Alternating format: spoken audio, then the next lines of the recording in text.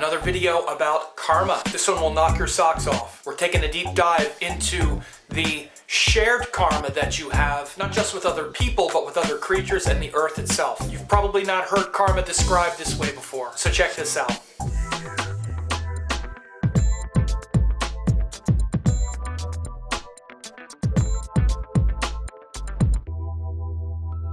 Doing another video on karma because it's such an important subject, and this one is going to be a much higher altitude conversation. And I say high altitude because we tend to take our karma very personally, and our relationship with karma and the concept of karma really shows our relationship with universal truth, wisdom, and implicates things like reincarnation and who we really are as this separate being or this universal being. So let me just say this very, literal statement.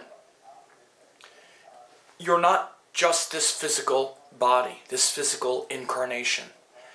And your karma itself is a product of things that are not just about this lifetime. And in fact, the most important parts of who you are have nothing to do with this lifetime. And those things are also a part of what you would call karma. For example, you have the karma to be living on earth. You have the karma to be a human being. You have the karma to be whatever gender you are. Mine happens to be male. You have the karma to be born into a certain socioeconomic situation, like, American or Canadian or Russian or Indian. And I want you to understand something. You didn't choose any of that. You. Get out of this idea that, well, my soul chose to blah, blah, blah. Forget all that New Age gobbledygook right now. You, meaning the things that you choose, that you have the power of choice over in your life, like, I choose to wake up at this time, I choose to eat this kind of food, I choose to do this. You didn't choose any of that. It was chosen for you. By who? You might get into this idea, well, my higher self, and again, we have all this New Age ways of thinking about it, and they're not wrong, but they're just called, it's actually very much a sort of spiritual bypassing that goes on. But astrology knows who chose it for you. The planets. That's what the grahas are. They have your circumstances in line, and at the moment that your karma lines up with the astrological situation, you are pulled in and grabbed by the grahas to incarnate at that time. Notice incarnate and karma, they both have that sound kar. Incarnate through karma. You're a being that is incarnated based on karma. There are other beings, and there are times in your soul's journey where you've not incarnated through karma here on earth. So when we're talking about karma, we're talking about you incarnating at this time, on this place, in this domain, based on actions that you've done, and you incarnate here because there are certain things that you can only learn when you have incarnated here with these circumstances forcing and framing all these ideas that you have. So we focus on all the ideas we have and the psychology because that's what we're here to do. And we think that's my karma, is to grapple through all of that, and it is. But we focus on that disproportionate, and we become attached to that part of it much more than the background aggregate karma, which again, you've incarnated on Earth. What does that mean? Well, it means your circumstances on Earth, you might say, well, okay, I could have incarnated somewhere else. Don't bypass the implications of incarnating here on Earth. First of all, you've incarnated here on Earth with a physical form, a physical body. What does that mean? It means you need to breathe air. Right now you're breathing. You might not be thinking about it, but you are. And you have the karma to keep breathing. Again, you might say, well, but that's not my karma. Yes, it is. You have the karma to keep breathing air. A fish has the karma to be in water and have to be moving to oxygenate its gills. That's the fish's karma. Certain bacteria have another kind of karmic cycle. Your karma is to be not just on Earth, but as a mammal, as certain species, which, not just a mammal, which requires a certain kind of which implies a certain kind of nurturing, but also a human, which has a certain social structure. So, and has a sophisticated kind of nurturing. This is all your karma, and you share this karma with every other class of beings. You share the karma to live on the Earth with every other being that lives on the Earth. That's your shared karma. This is why we're here to honor that and protect that. You share the karma with every other human being, with every other mammal. This is why when you see mammals suffering, something in you aches. These are the kinds of things that make people stop being vegetarian. Or I'm sorry, stop eating meat and become vegetarian. When you watch a cow who breathes air and walks the earth and has blood flowing through and whose physiology is almost the same as yours, wailing in pain, with its throat slit, bleeding to death, howling in pain, or a cow watching this happen to other cows. If you've ever seen slaughterhouse videos, if you haven't and you're still eating meat, you should watch them to see what you're perpetuating. Sorry, I'm not going to sugarcoat it. This horrible cruelty. As a mammal, you understand that because you're also a mammal. Or if you watched an animal choked to death, struggling for its last breath, something in you would be horrifying because you know what it would be like to be struggling for your last breath. Now I ask you, what's more important? What karma is more urgent to you? The karma to breathe? Or the karma that surrounds how your mother treated you and how you are grappling on this psychological struggle in your life and this lack of confidence that stops you from doing this, or all this abstract stuff that we are constantly preoccupied with?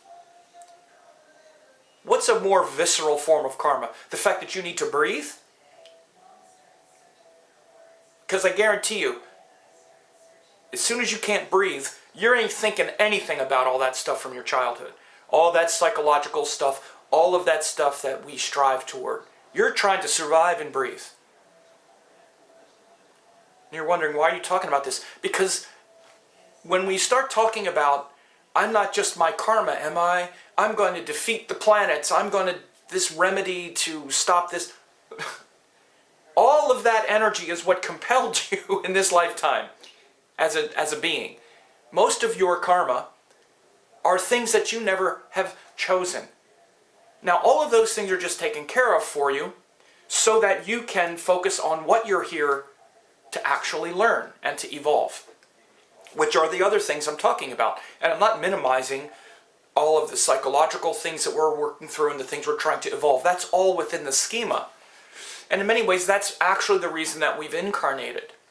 But our attachment to all of that, people focus on this idea of karma as this obsession over all of this minutia, when actually, the less attached we are to all of that, the more our karma unfolds much more gracefully, because we're looking at the bigger picture, the true picture, the shared karma we have with everyone, the compassion for, let's say, beings that aren't just, where we're not just self-interested, like our family and our relationships and all of these other things that we tend to focus on. So you want to understand that that's actually what karma is. We have so many layers of karma, and most of it is not personal, and we personalize everything. We forget that we're a universal being. We don't understand why we're even here. And the most valuable thing that astrology teaches is this stuff, is the universal karma that you have, the universal principles of each planet that I talked about in the earlier videos about karma.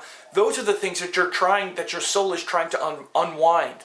And we unwind them on larger and larger scales once we stop being so attached to the personal, psychological, me specifics of this lifetime. Because again, you've incarnated on this earth at this time, in this form. Your soul's evolution is in this form. When this form passes away, then it won't be in this form anymore. And all of those heavy, literal structures of the earth will not be weighing you down. Because when we incarnate here on earth, our first, the first veil, the deepest veil first is the forgetfulness of our true nature because of these structures, because of this physical body that's going to die and that experiences pleasure and pain very easily. And this is a veil obscuring our lighter, more spiritual, sattvic nature. So you want to understand these are all layers of karma, and they're much deeper and much more immediate and important to you even than these things that we go around focusing on all the time, this emotional world that we live in. Incarnating on the earth means, the most immediate need is breath. We need to keep breathing. You're always breathing, and in fact your entire physiology is geared towards the fact that you're going to keep breathing, and it's going to keep your heart pumping blood through your body. Even if you become unconscious, you will still keep breathing. These autonomic functions. But once you're up and walking around and you have the power of autonomy, you need to eat.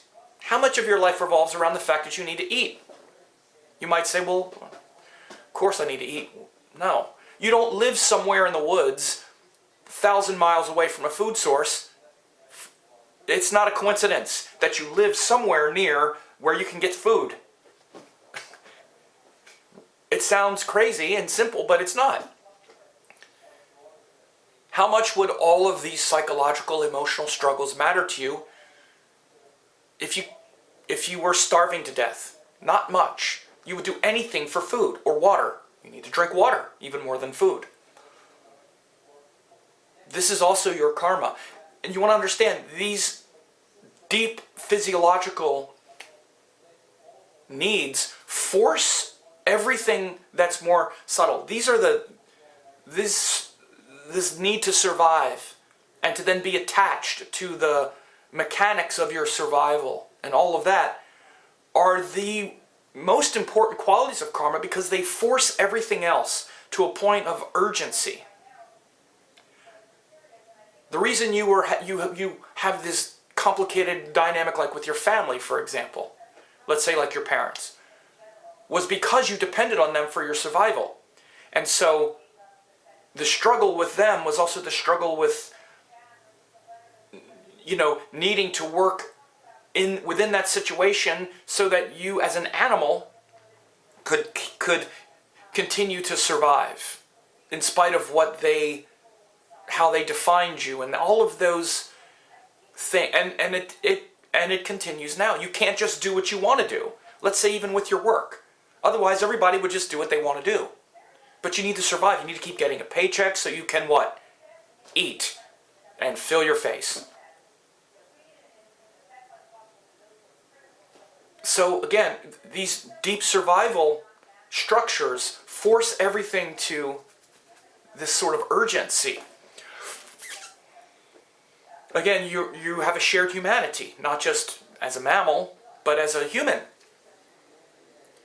And this takes things out of just a physiological structure and a physiological or emotional understanding of mammals, but now these human needs for love, for acceptance, for respect, for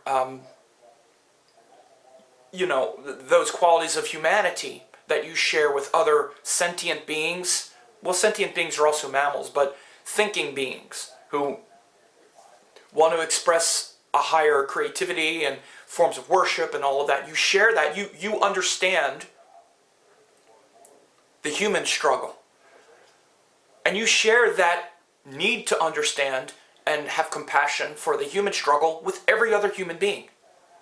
This is a common point of convergence of your karma with every other human being's karma. Just like your point of convergence with every other mammal. Just like your point of convergence with every other creature on the earth, including trees and the mountains. This is why when we get in nature and we get around these ancient beings like trees and mountains and things that have nothing to do with all of the minutiae of our life, what happens is our consciousness expands and we connect with things that are more timeless, with things that are bigger than just our world, because we have karma with the earth. And we have karma with the earth that's beyond our personal struggle. We are a universal being, and the first part of that universal being in this lifetime has to do with the connection to the earth. All earth creatures, you stand next to a tree, you feel the presence of a tree. And you feel the part of you that is a tree. Literally, that is a tree. You've incarnated as trees before. So put it in a much more literal way. We've all gone through the different kingdoms, maybe not as a tree, but as a plant. And you can feel the presence of every being when you get next to it, even a being like a rock, which doesn't have a life force going through it. It's an inert being. But if you hold a rock, you can feel the energy of the rock and the presence and the God in the rock, which is stable, solid, fixed, heavy, deep, unmoving.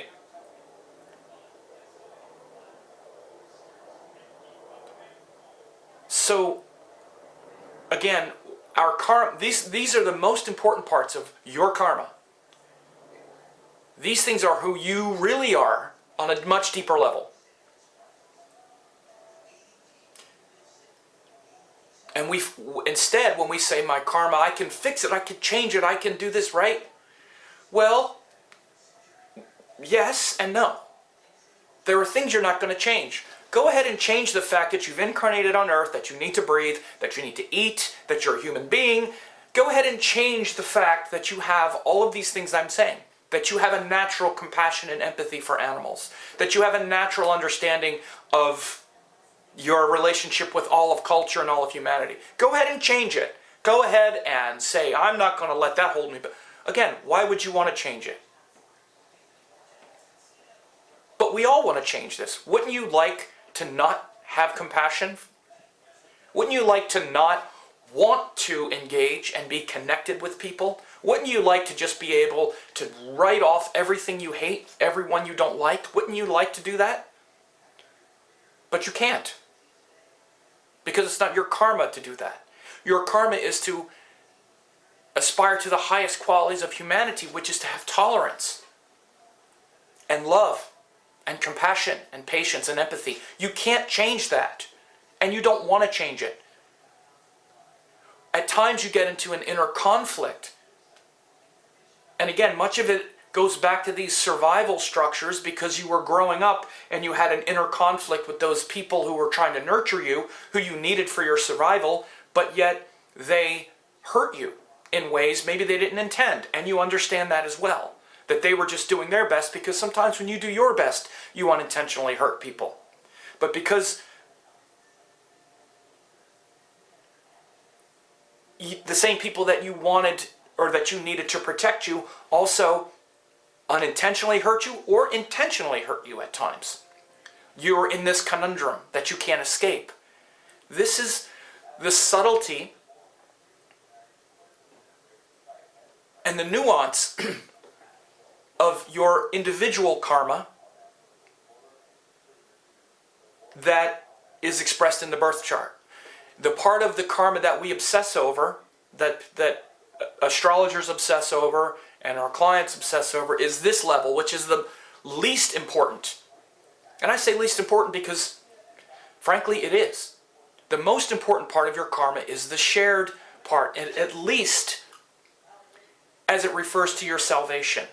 Because the shared karma that you have with every other being is the part of you that's also not relentlessly focused on your narcissistic pursuit of the ego and your individuality trying to survive. Again, I'm not trying to dismiss it because we all have that. That's the story that we're trying to put in the right perspective. And understanding karma in its the true implications of karma, which are the actions that we take based on the past tendencies. That's the structure through which we learn. But as we learn who we truly are, what happens? Do we connect more and become more relentlessly obsessed over that story? Or do we become more focused and obsessed on something higher and something more universal? Well, we all know the answer to that. The more you really understand yourself, the more you understand that you're not just this story. The more you understand that you're not just this creature that is incarnated with all of this personal stuff and that personal story. Like I said in the first video when I started talking about karma, people get obsessed over that. Some version of, well, my struggle with the sun is so unique. My struggle with Venus is so unique. My struggle with Mercury is so unique. My communication, my this, my that. It's not that unique.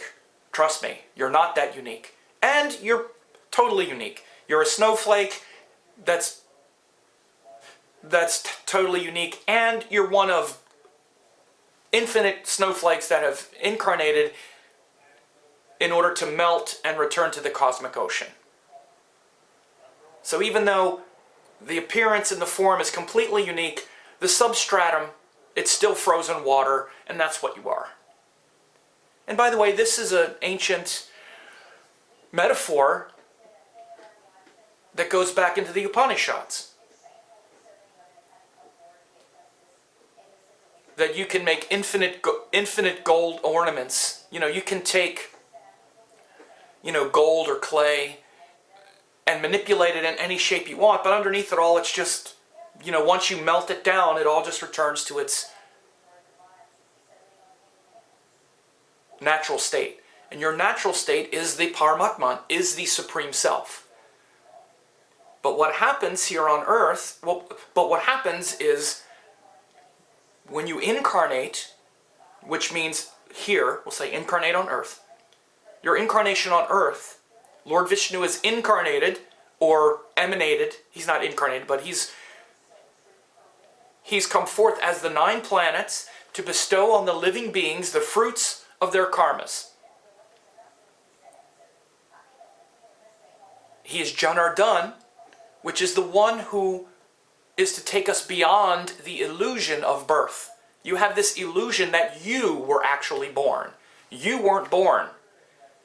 The illusion of you as this separate structure was born based on your karma, based on the actions you have taken in past lives that keeps reaffirming that false belief. Because through lifetimes you keep saying, no, this is really me. No, this is really me. Because you keep doing that. You keep incarnating to try to learn that you're not really that. Based on those actions that you've taken, the specific actions that you've taken that keep reaffirming it. And the planets are the specifics of that energy. The specific actions that you take that keep affirming, no, I'm this limited power of the sun. No, I'm these limited feelings. I'm this limited courage of Mars. No, really, I'm these limited ideas that keep me chasing everything. No, I'm these limited beliefs. That's who I really am, really. You keep trying to make it work. So you keep incarnating to say, no, you're not. No, you're not. So that you learn that. So again, what happens is most of our karma is not personal. This is why, and I teach all my students this, and I tell people, if you only learn anything from astrology, learn the pure nature of the planets, because those are your pure energies beyond the karma of this world.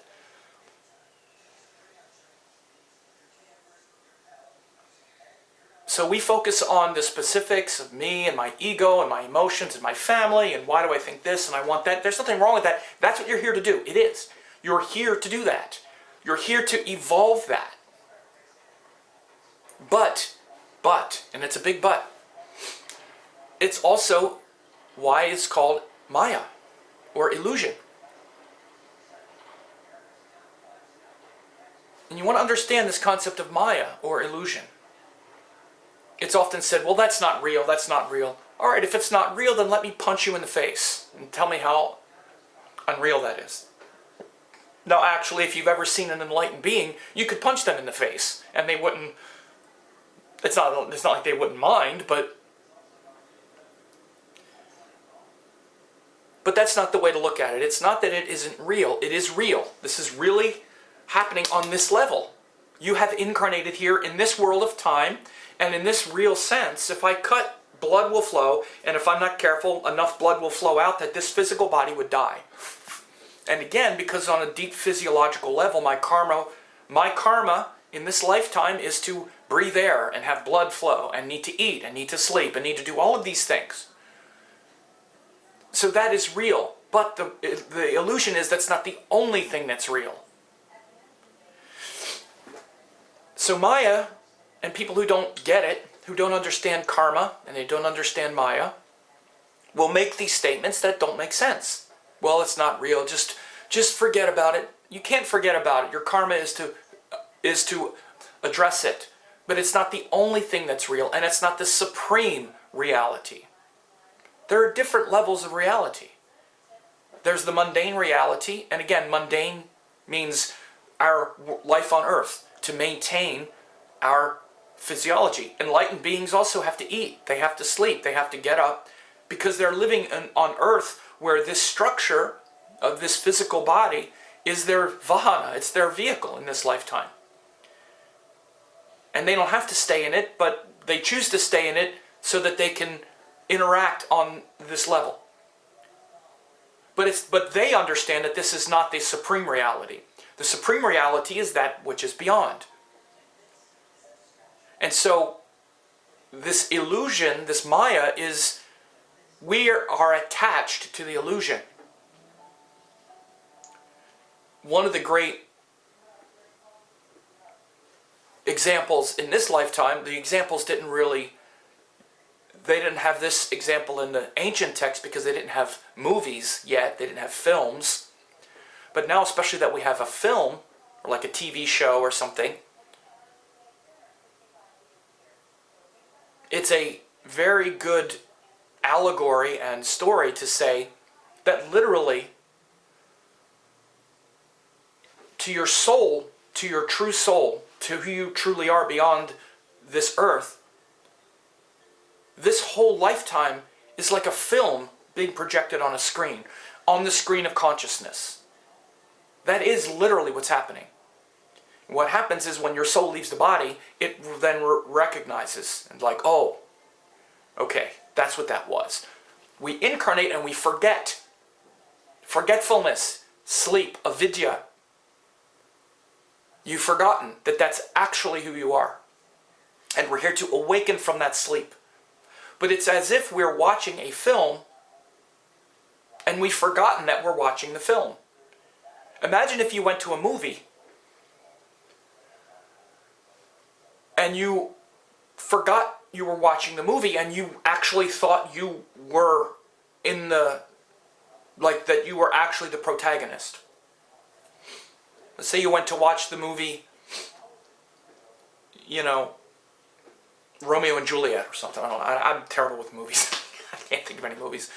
And you actually thought you were Romeo. Like you forgot that it was that you were watching a play. And you thought that if this character dies, I die.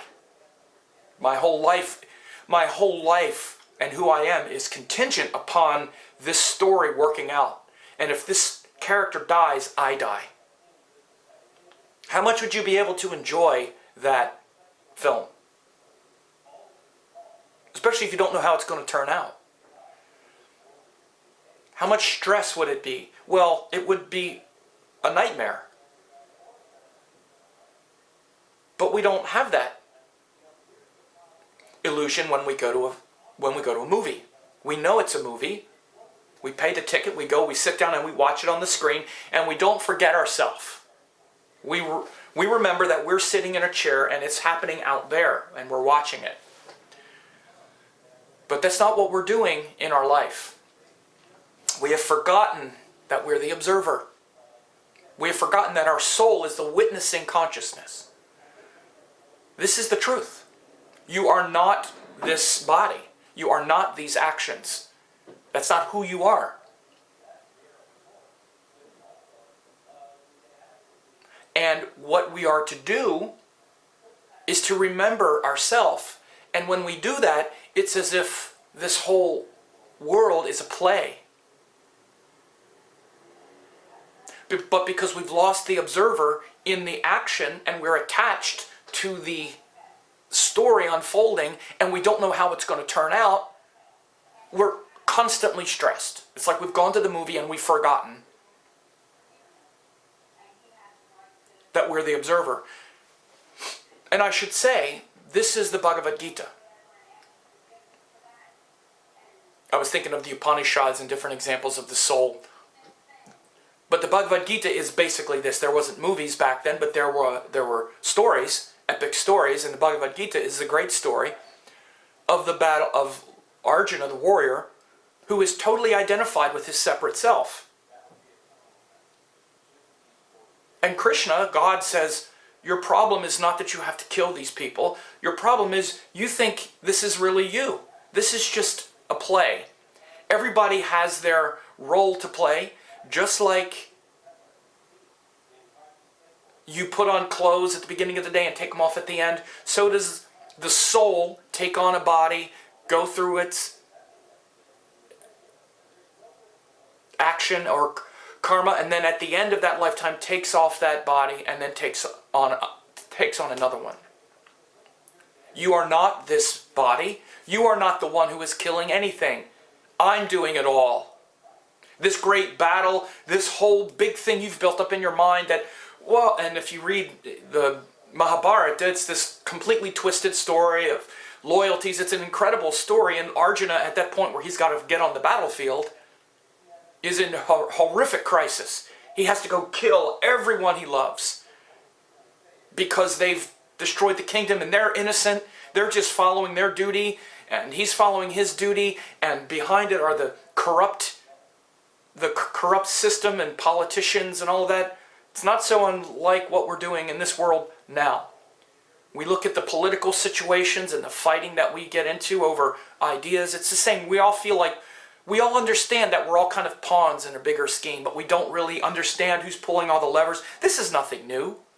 This has been happening forever. These politics, even of this day and age, they're nothing new. Read the Mahabharata if you want to read a twisted story of power and corruption and deceit, family ties.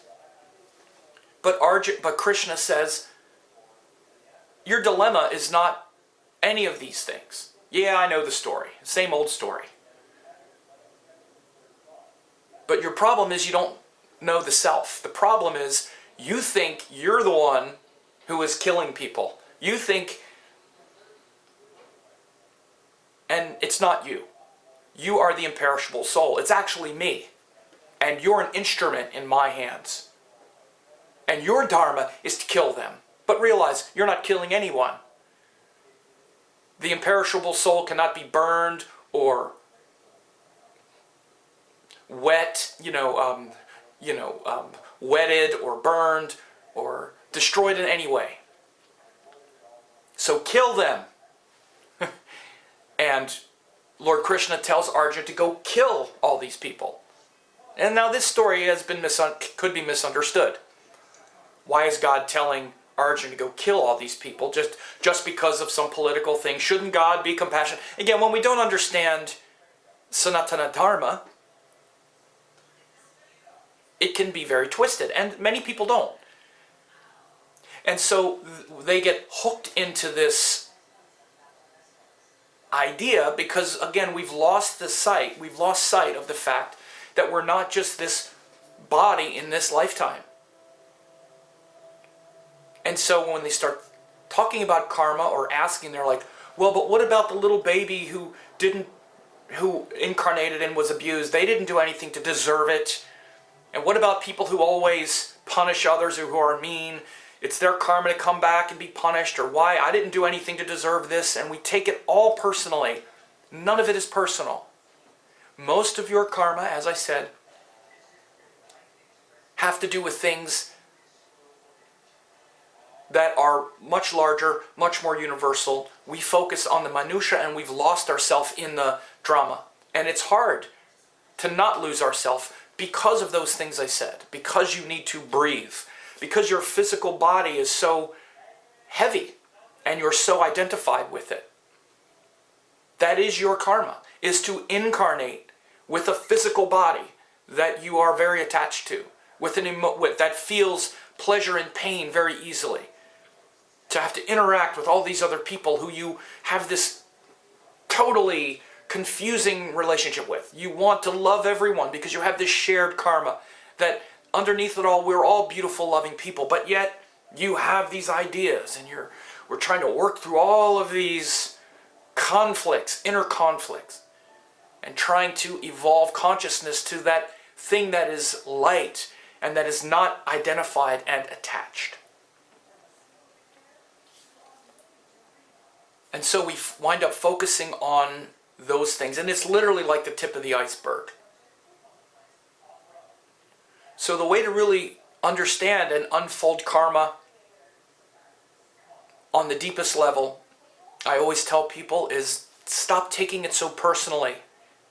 You're attached to the protagonist in the story, and you don't know how it's going to work. You don't know how it's going to end.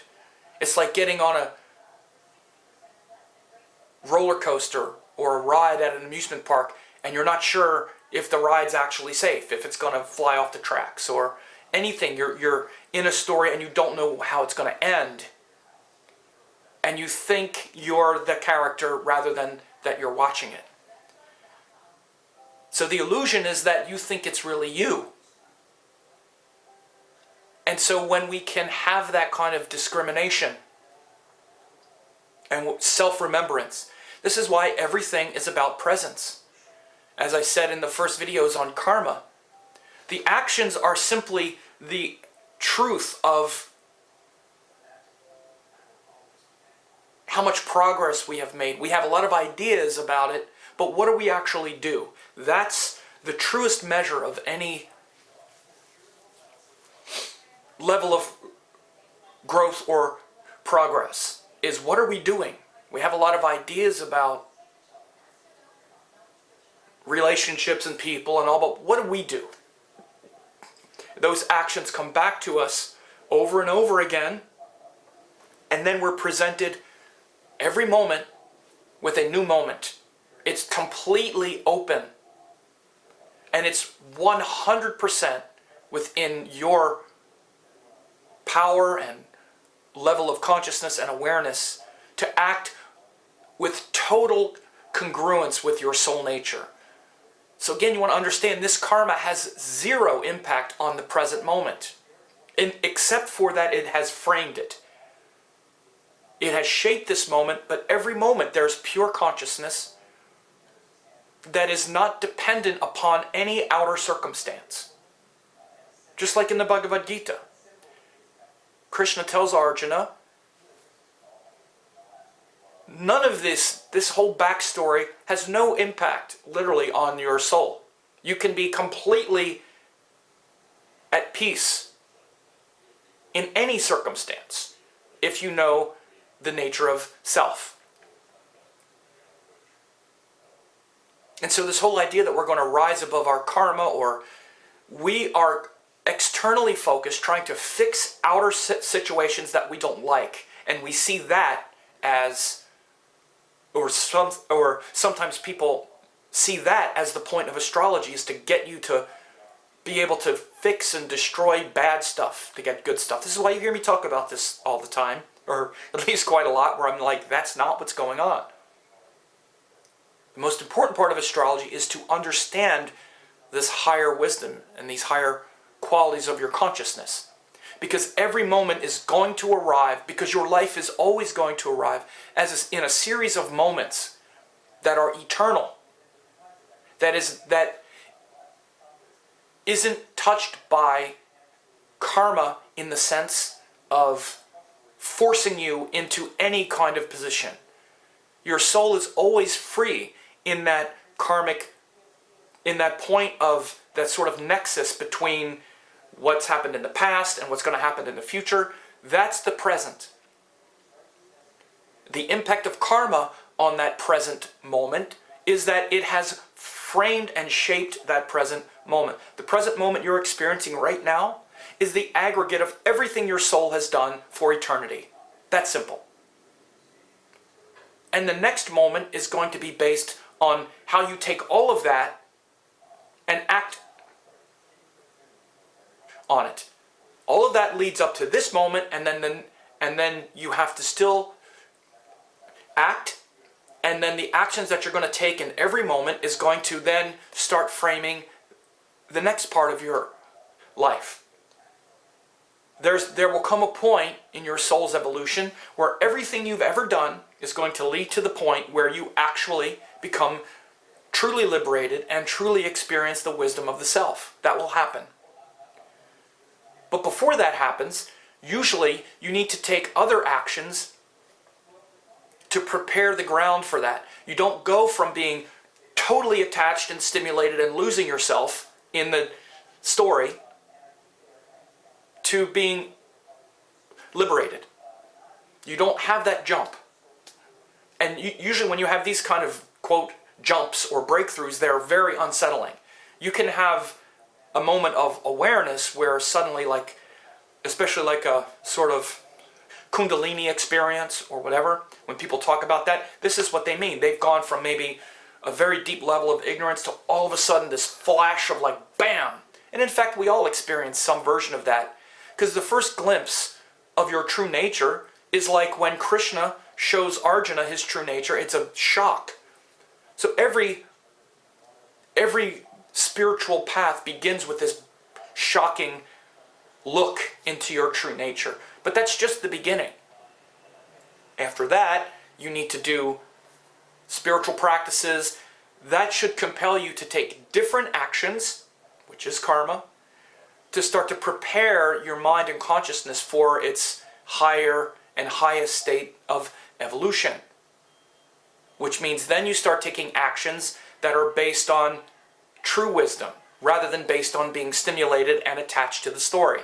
So you start taking actions like meditation, yoga, and your will and awareness and action becomes focused around spiritual practice, not just ideas about it. Because again, you can have a lot of ideas about spirituality, but nothing really changes until you start doing spiritual practices over and over again. And this is a huge realm of karma, especially that we're in these days, where we think that, oh, I'm very spiritual, I read this and I read that and I study this. Okay, that's a start, but it's not practice. That's just an intellectual exercise. Again, you want to know how much spiritual progress someone is making, look at what they do. What are the actions? So again, regardless of how the past has shaped or framed your present, right now you have a choice to do a spiritual kind of practice or something that brings you into stillness and silence and peace. Once you're in that realm, you're not being triggered by your attachments.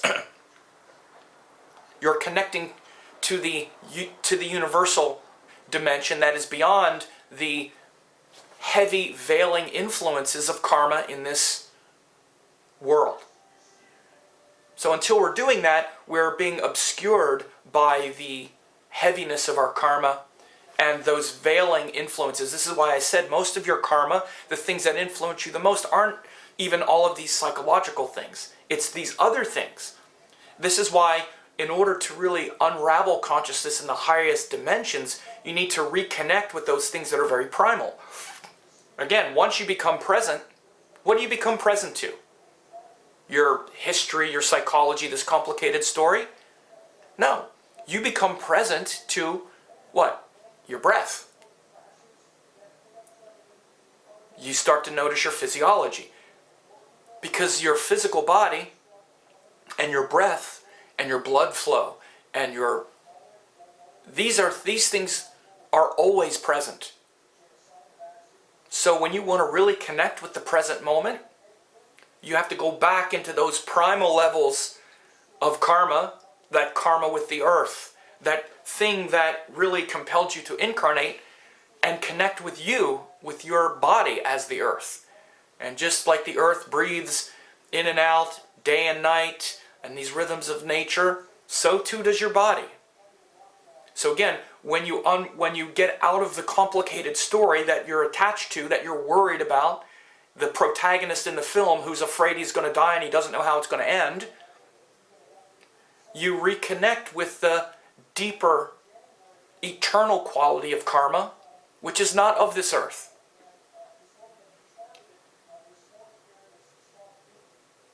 And again, it's easy to say, well, how is it the body if it's not of this earth? Because the body is the physical manifestation. But no one knows the mysterious power that creates the body, that keeps the body breathing, that keeps the blood flowing. You're not doing it. You're not doing it. So what's doing it? God, the invisible force of the cosmos. Even though you've done nothing to deserve it, except to be alive, the universe is benevolent and protecting you and keeping you alive. In spite of everything. And again, this is why it really kind of pains me and even angers me a little bit when I hear people talk about astrology in all these negative terms. Or this difficult, and they lose consciousness of what it really is and what the universe really is. It's nothing but benevolence. Every influence of the universe and cosmos is the Divine Mother. And frankly, we've done nothing to deserve it. We've done nothing to earn it or to deserve it, except for the fact that we are also a divine emanation. We are also pure spirit, pure love in divine form. That's who we really are. And great beings see that in us. That's what they see. We don't see it. We see all of the ugliness and pain, and we're attached to this story. They don't see that because they're clear and they're enlightened. They see who we really are. And that's the great blessing of being around the Sadhguru and being around a great being, like I've had the great fortune to be around my guru, Amma. The first thing Amma says before she ever speaks in any kind of assembly is, Amma bows down before everyone here who are the incarnations of pure love and the supreme consciousness. That's the first thing Amma says before she ever speaks, is she bows down to all of us who are the embodiment of pure love and the supreme consciousness. She sees who we really are.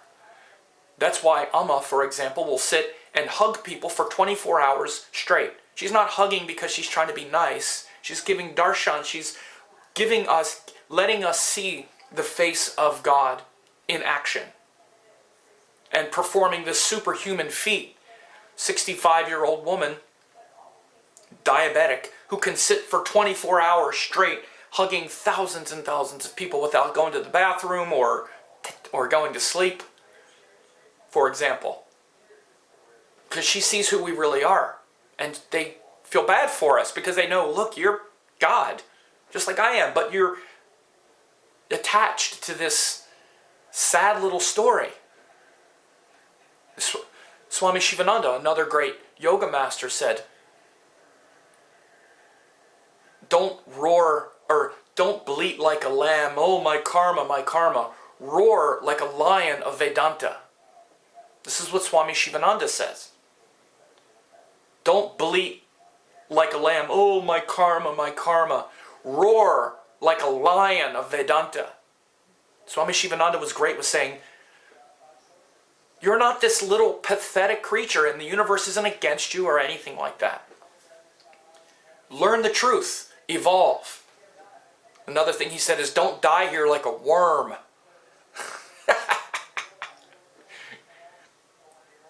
So, this is long. I've talked almost 50 minutes. I didn't plan on it, but this is foundational. And again, astrology is often not understood in this context. Life isn't, not just astrology. And that's fine. But this is my frame of reference with everything.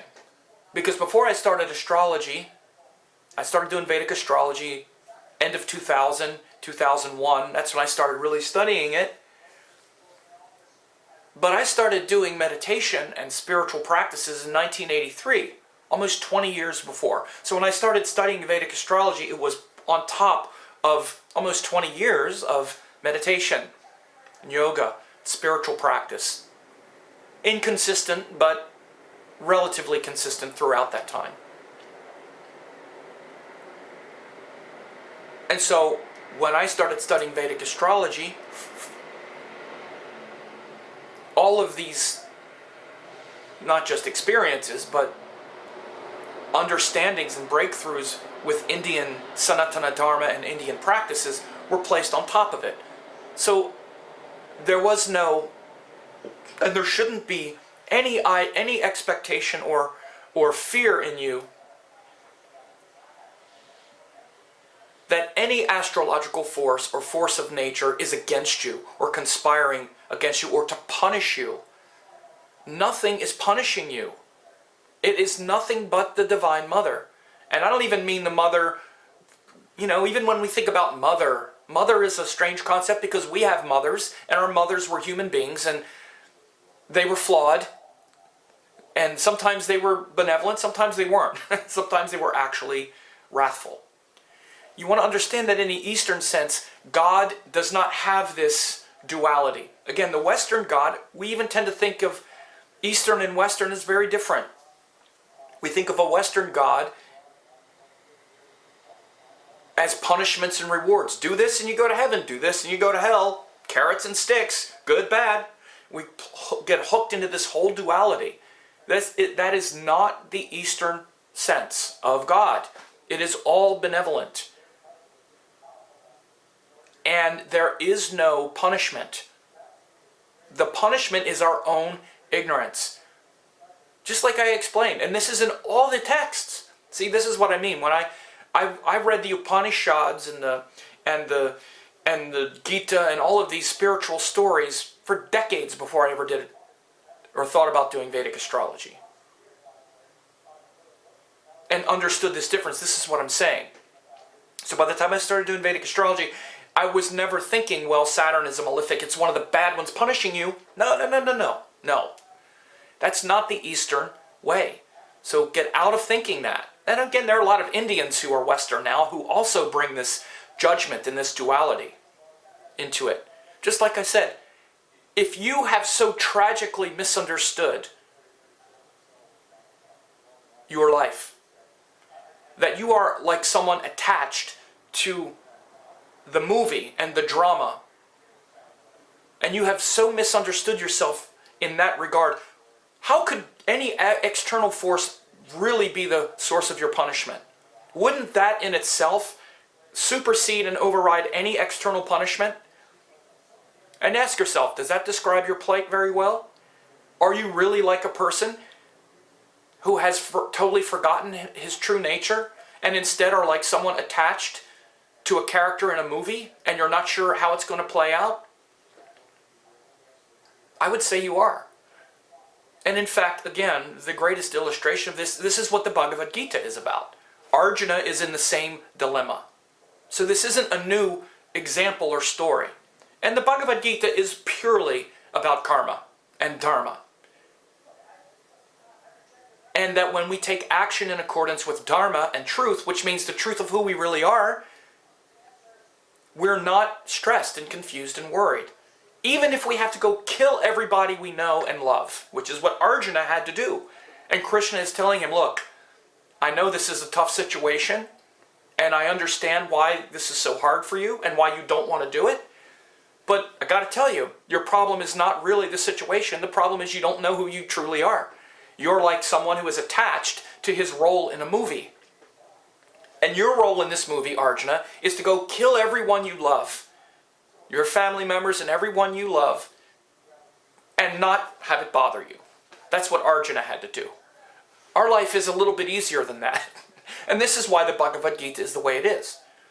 And then for the rest of the Bhagavad Gita, Arjuna is saying, but how could I do that? Have dispassion, be detached. And Arjuna says, but it doesn't feel detached. I don't feel detached at all. I feel emotional about everything. And then Krishna says, yes, these gunas of the mind bind us. We feel attached, you're right. But sit this way and remember this and do that. Again, it's not easy, but that's what your karma is. To act in accordance with what's right, what's right is what I'm saying, is the remembrance of who you really are.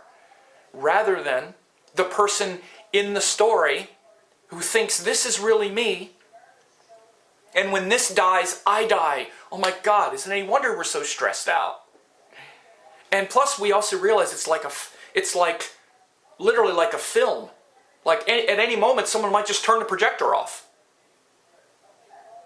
Think about it. Because again, one of the reasons why we're so stressed is because we also realize we have no power over how this film is unfolding. We have no power over it. We didn't create it. We didn't create any of this. We just happen to find ourselves here. And that the things that are controlling life are completely out of our control. This is why we need to have devotion. But first we need to understand what we're devoted to. Most people are afraid of devotion because they think they're surrendering to a universe that is ambivalent, where they don't trust the universe because they come from this duality mindset. Well, what if I surrender and then God hurts me? God never hurts you. So when we understand the nature of the universe in its true sense, that it's all benevolent, that there is no punishing God, when we understand that, then we can surrender and relax and not fear. So ponder this, and I know this is long, but this is really the most important thing about astrology or maybe even about life. This is like the essence of Sanatana Dharma. This is what we find ourselves in. And how astrology fits into it is we can see not just the exact specific moments of our dilemma and where we are in the battlefield, but in its highest sense is when we study it correctly, we study the true essence of who we are and the true origin of all of our greatness. And you can see this in great spiritual beings. I'll say this last thing, as a one who is a devotee of Amma, the Divine Mother, the Indian hugging saint. I've sat at her feet for hundreds of hours and marveled and just watching her. The most immense blessing of a lifetime is to actually find a Sadhguru and then to just be open and watch the Sadhguru. Something happens when you are in the presence of divinity, where you just observing their actions, it shifts your consciousness. And because I'm an astrologer and my heart really resonates, especially once I met Amma, I had really gotten into astrology and I understood it on this level, that it's all benevolent forces and our ego is obscuring the benevolent forces, that there is no struggle with the pure quality of the astrology and the planets. It's the struggle with the ego obscuring it. I understood this, but I understood it intuitively, but I couldn't really grasp it really conceptually. And then watching Amma, it just occurred to me, not just occurred to me, but this presence of truth unlocks your truth when you're in front of a great being like that, and there's devotion and there's stillness in the mind. And I noticed when I was watching her, as she's sitting there hugging people, you see the different moods come over her. And everything with a Sadhguru or with a divine being is pure and total. You see, we're this kind of shell game. Our ego creates all of these compartmentalized moments in this kind of shell game of like phony smiles and extreme behaviors and closed down and this whole kind of weird thing that we call a personality. And we kind of inflict that personality on everybody that we come in contact with. Some people, we can work that personality with them a little bit better. Other people, we don't. Our personalities clash because we're a personality. This ego, this personality is what's veiling our true nature. But a Sadhguru like that, they don't have that kind of personality. One of the things about a being like Amma is they get along with everyone because there's no drama you're not in combat with her ego ever. There's no hook there because she's not putting forth something that you need to contend with. She's always bringing forth the pure quality of whatever is needed in any situation. And because we're incarnated on this earth, and the grahas are what are these pure energies, I noticed this pure nature of each planet and graha rising and being on display.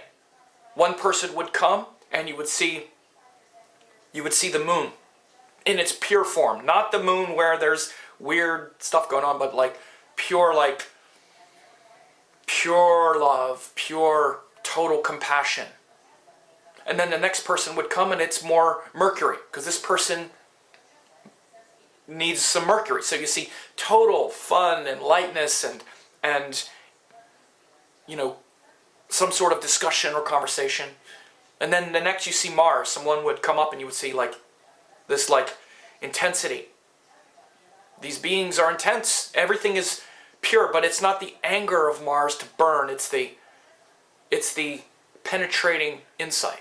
And then next would be the Sun. You would see the great vision. And Jupiter, the great teacher, comes forth. Venus, here's a piece of candy, and whatever is needed, you see it. And you see it unfolding in totality. Without fatigue, without any kind of partiality or mixed with any kind of strange personality.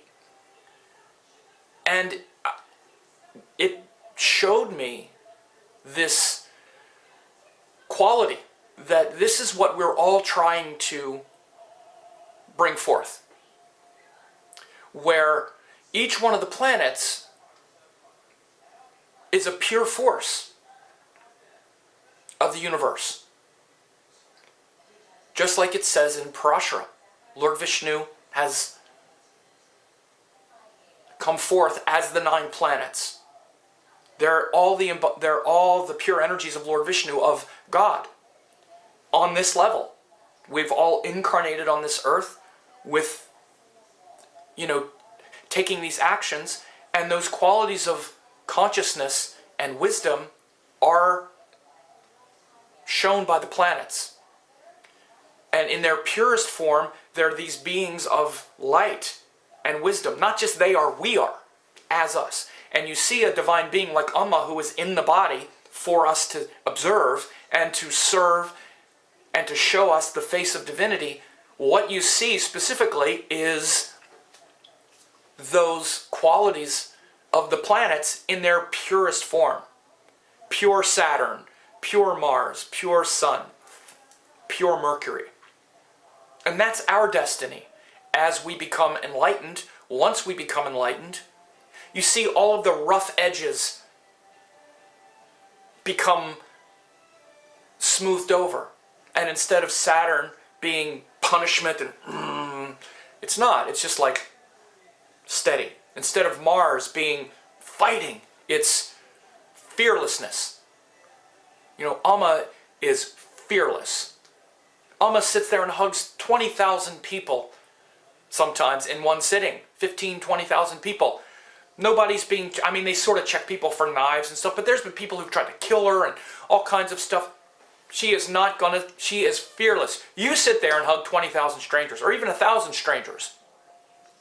First of all, it would wear you out, but literally, especially in this day and age, guns and knives and weapons, please, I hate to even say those things, but this has been happening for so long. I just say this because Amma is fearless. The pure nature of Mars is fearlessness.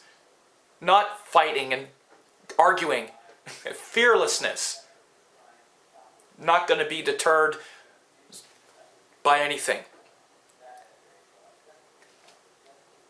So again, these pure powers that we have, once a person becomes enlightened, or the closer we get to enlightenment, this is how we start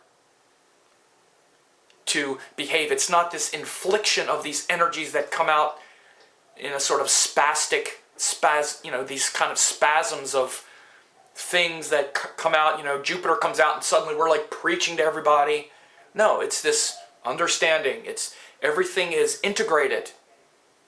But it's still the astrology. You still see in everything Amma does, at least I do, the pure embodiment of all of these energies in their proper proportion when they're needed. They rise up out of the consciousness, they go, then the next moment comes and this rises up out of the consciousness in its proper measure. The mixture between the Jupiter and the Mercury and the Sun and the Venus and the Saturn.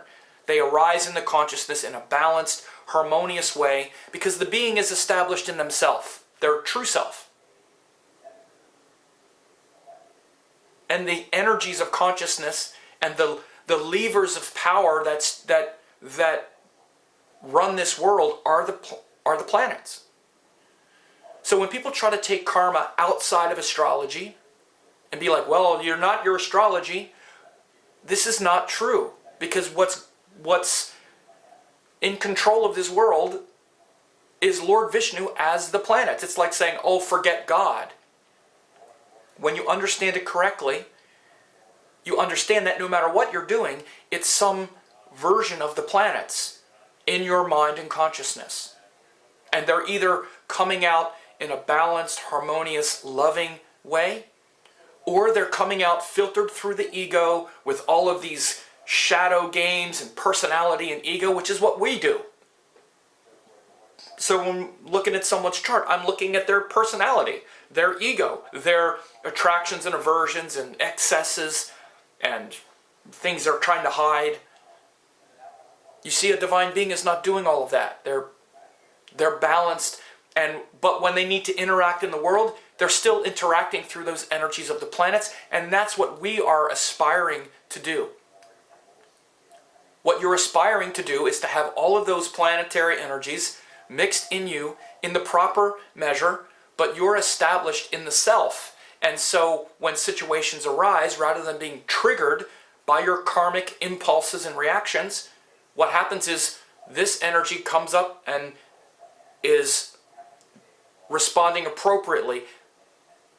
But that energy is still going to be a planetary energy. It's not something outside. It's still that. So really our karma is to the highest sense, karma is really us evolving all of those planetary energies to their highest.